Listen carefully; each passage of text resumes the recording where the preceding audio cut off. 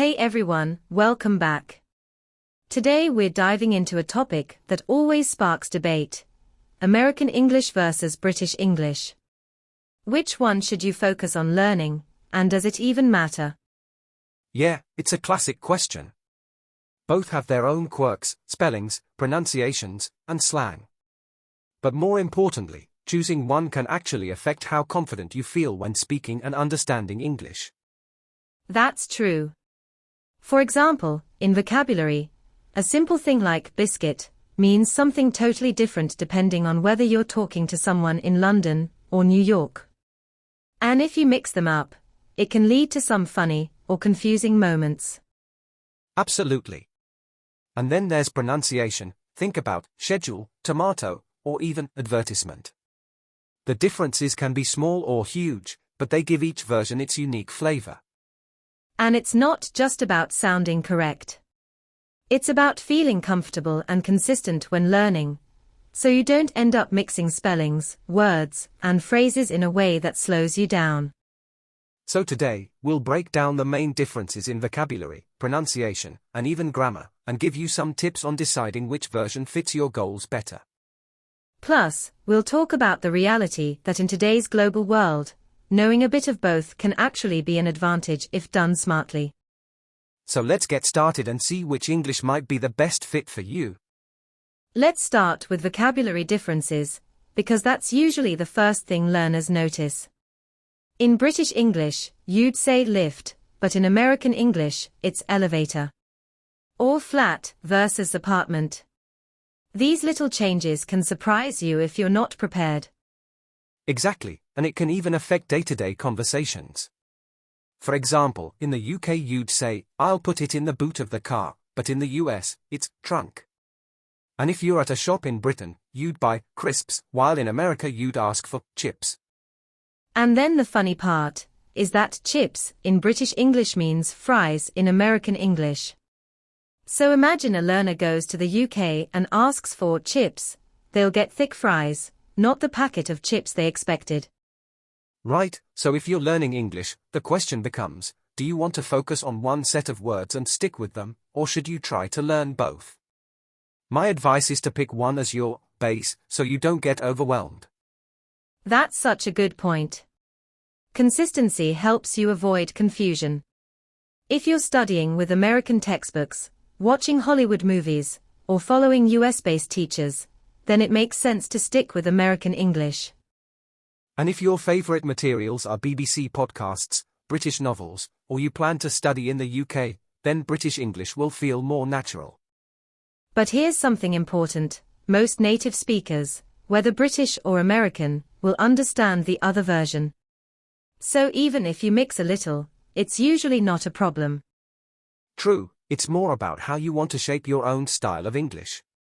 Do you want to sound more American, more British, or just neutral and international?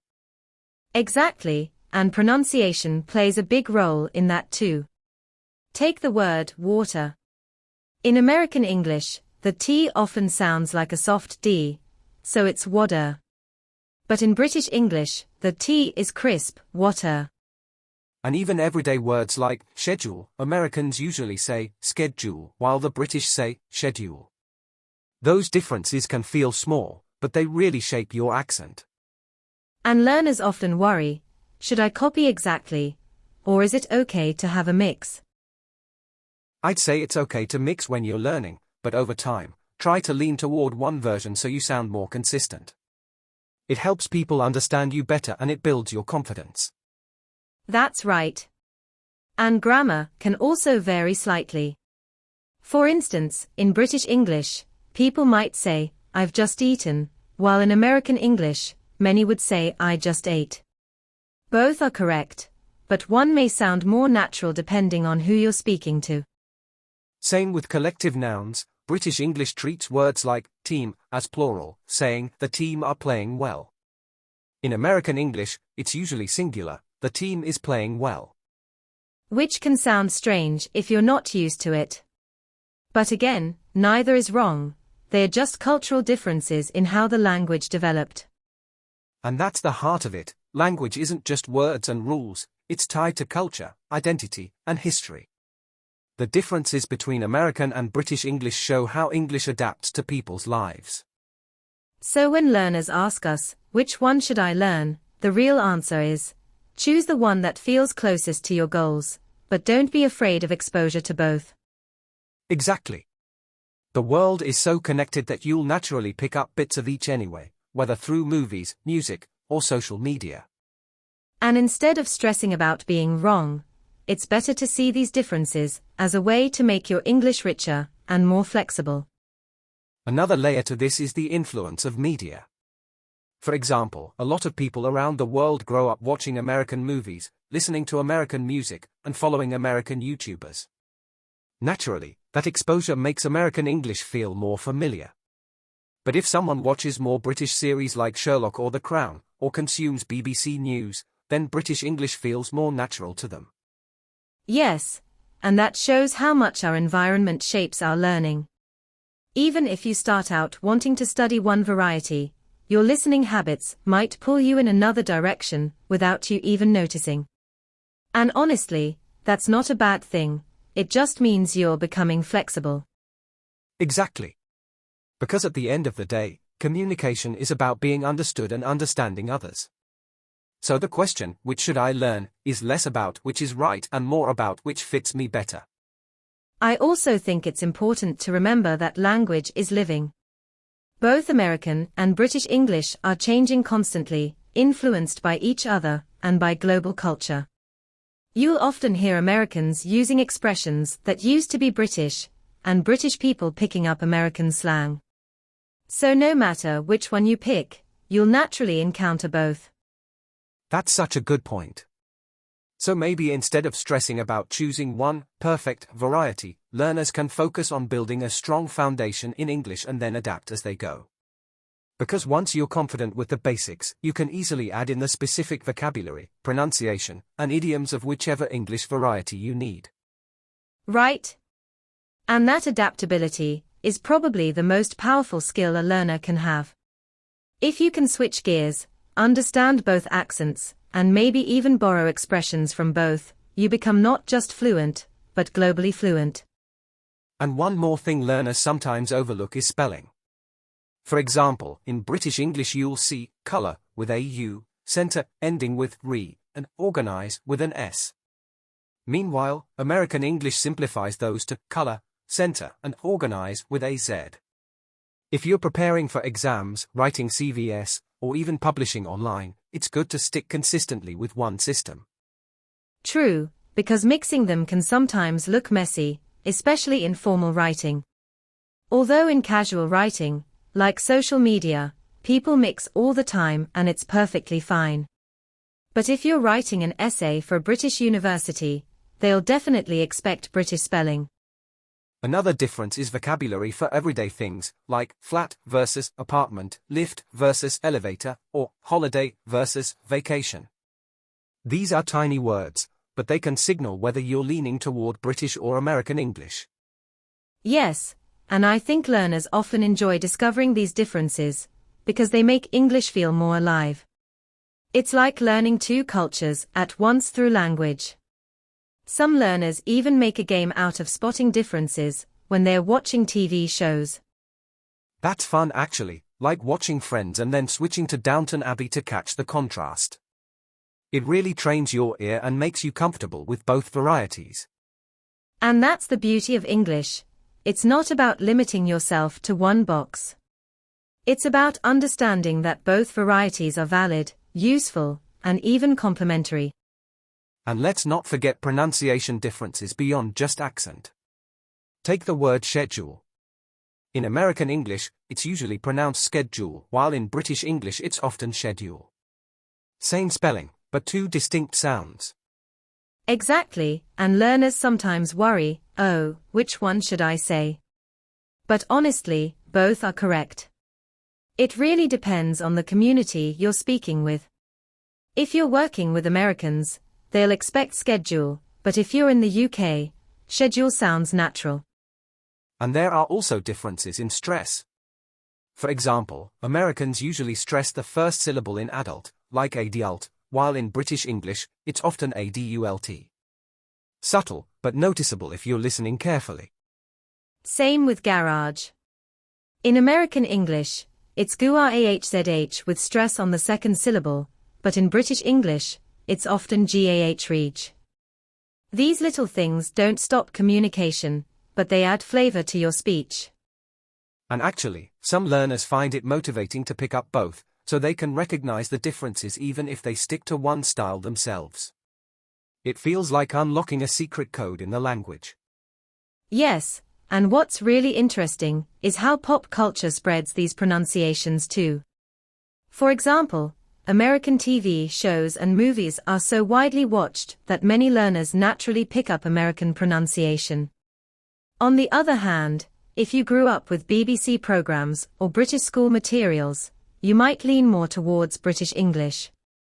Right, and sometimes learners even mix the two without realizing it. Like they might say schedule for schedule but also say lift instead of elevator. And honestly, that's not a big problem, it just shows you're exposed to different versions of English. Yes, because at the end of the day, the main goal is being understood. No native speaker is going to stop you and say, "Oh, you used the American version, I can't understand you." They'll get it. Exactly. The bigger question is, which one feels more natural for you?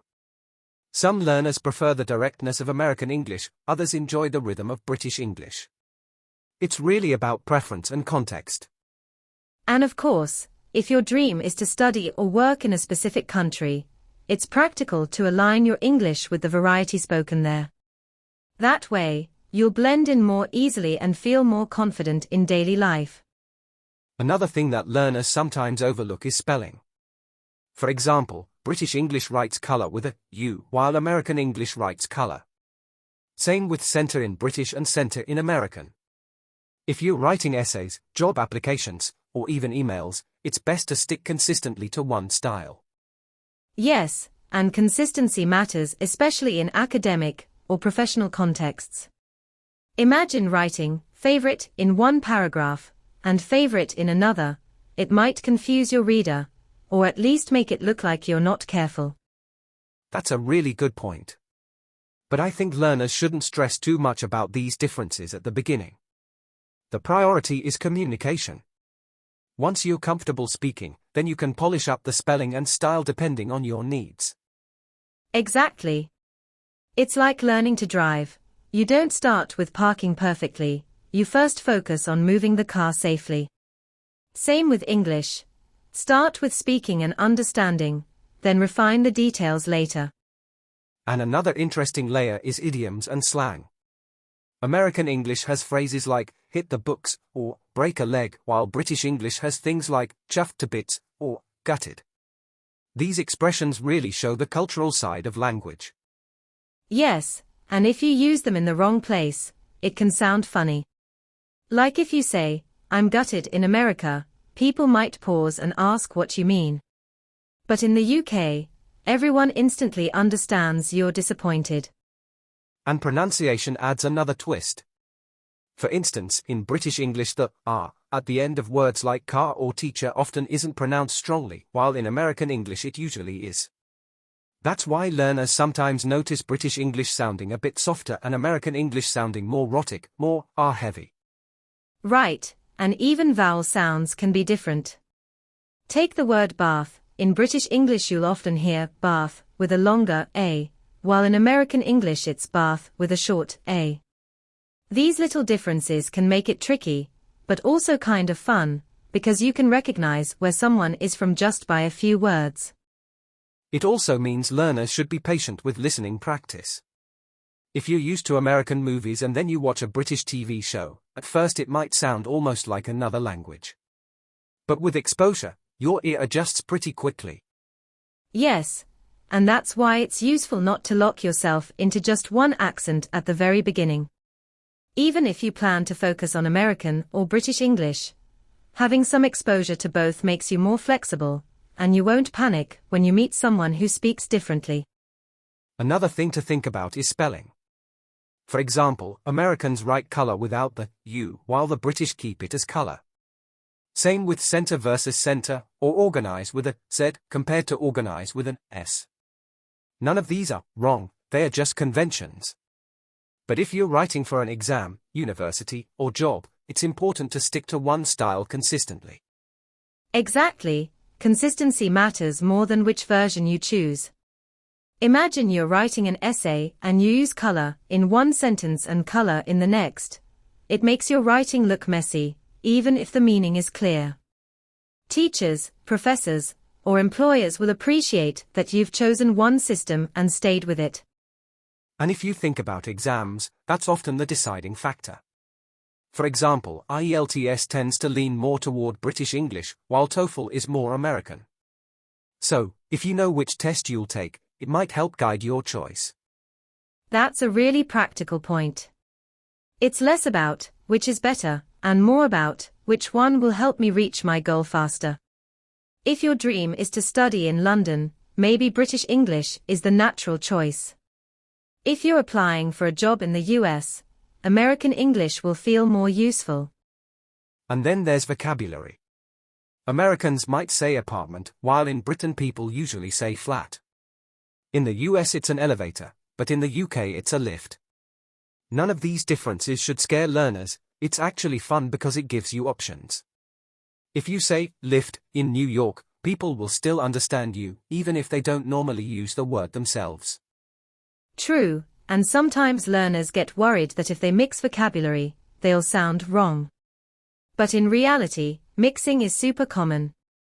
Even native speakers sometimes switch depending on who they are talking to. For example, I might say holiday when talking to Nick, because that's more natural to him, even though Americans usually say vacation. That's the beauty of English, it's flexible. You can adapt depending on where you are, or who you're speaking with. It's a bit like having different outfits for different occasions. Yes, and one more thing, pop culture influences this a lot. American TV shows, movies, and music spread American English worldwide, so many learners naturally pick it up without even realizing. But British media, BBC, Harry Potter, classic literature, has its influence too. In fact, many learners end up with a blend just because of what they watch and read. And pronunciation is another huge part. For example, Americans usually pronounce the R strongly at the end of words, like car or teacher, while in many British accents the R is softer or even silent, so car sounds more like car. That difference alone can make English sound completely different, even if the words are exactly the same. Exactly, and it's the same with the T sound. In American English, sometimes a T in the middle of a word sounds more like a soft D. Think about water, in the US people often say wader. But in British English, the T is usually clearer, water. Neither is wrong, it's just two different ways of sounding natural. And here's something interesting, learners often feel they need to copy one accent perfectly. But actually, the most important thing is clarity. If you're clear, people will understand you no matter which accent you use. And most people don't expect you to sound 100% British or 100% American, they just want to communicate. Right, and sometimes learners worry too much about pronunciation differences. For example, Americans say schedule with a SK sound, while many Brits say it with a sh sound, like schedule. But at the end of the day, both are perfectly valid, and both will be understood. And vocabulary can be really fun too, because some words are completely different. In the US, you'd say apartment, but in the UK you'd say flat. Americans say truck, while Brits say lorry. And of course, elevator in the US is lift in the UK.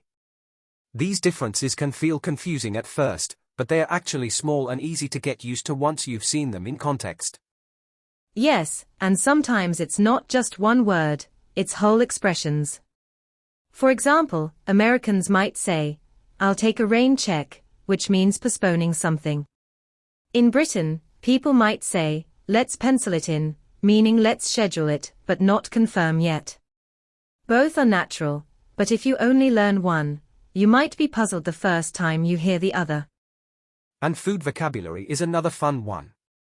Imagine you're in the UK and someone offers you crisps, they're talking about what Americans call chips. But if you're in the US and you order chips, you'll actually get what Brits call fries. So yeah, sometimes you need to double check so you don't end up with the wrong snack. Exactly. But that's what makes English interesting. It's not just one standard, it's alive and changes depending on where you are. And once learners accept that variety, it actually makes learning more exciting, not more difficult. Right, and I think the key takeaway is that both American and British English are correct, useful, and widely understood. It's really just about your goals. If you're aiming to study in the US, you might want to lean into American English. If you're dreaming of living in the UK or working with British companies, then British English could be your focus. Yes, and even if you choose one, you'll naturally be exposed to both through movies, books, and the internet. So don't worry too much about choosing the right one. Instead, focus on learning clearly and confidently. Over time, you'll start to understand both styles, and that's when you'll feel the true flexibility of English. Absolutely. At the end of the day, English is a global language. Whether you say apartment or flat, chips or crisps, people will still understand you. What matters is communication, not perfection. So, whether you decide to follow American English, British English, or a mix of both, remember, you're still moving forward, and that's what really counts.